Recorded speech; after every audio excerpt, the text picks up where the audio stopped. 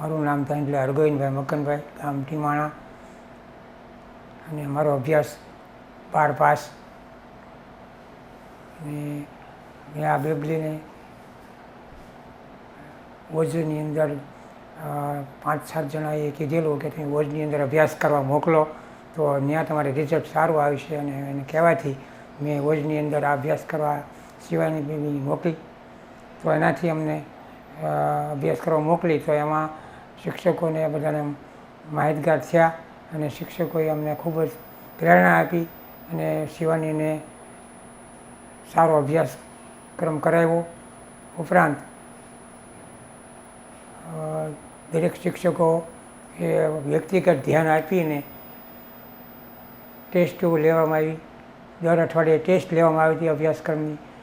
પછી છેલ્લે 3 દિવસે પણ ટેસ્ટ લેવામાં આવી હતી, અને વ્યક્તિગત અમને બોલાવી અને વિદ્યાર્થીને બોલાવી અને અમને વ્યક્તિગત કોઈ ડાઉટ હોય તો એ ડાઉટને સોલ્વ કરવાનું પણ અમને વિદ્યાર્થીઓને કીધેલું.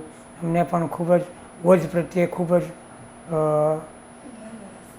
લાગણી છે, અને એ લાગણીને માન આપી અને વિદ્યાર્થીઓને સારામાં સારા ટકા આવ્યા અમારા શિવાનીને, અને ખૂબ જ એમની લાગણી અનુભવી છે વોજ પ્રત્યે. અને કોઈ બી કહે તો પણ અમે કહેશું કે આ વિદ્યાર્થીને તમે વોજની અંદર મોકલો તો સારામાં સારું રિઝલ્ટ લાવી શકે, કારણ કે એની ટીમ પણ એવી છે વોજ પ્રત્યેની. ધીરેન સર ને એ બધાની ટીમ, જિજ્ઞેશ સર, બધા બીજાનું નામ નથી આવડતું પણ આ કવિનું નામ આવડે એટલે તમને કહું છું.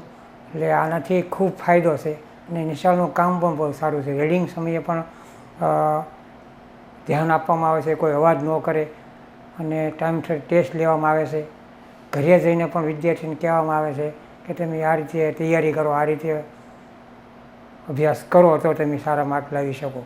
અને છેક સુધી હારે રહી અને વિદ્યાર્થીને આગળ વધવાની તક આપી છે.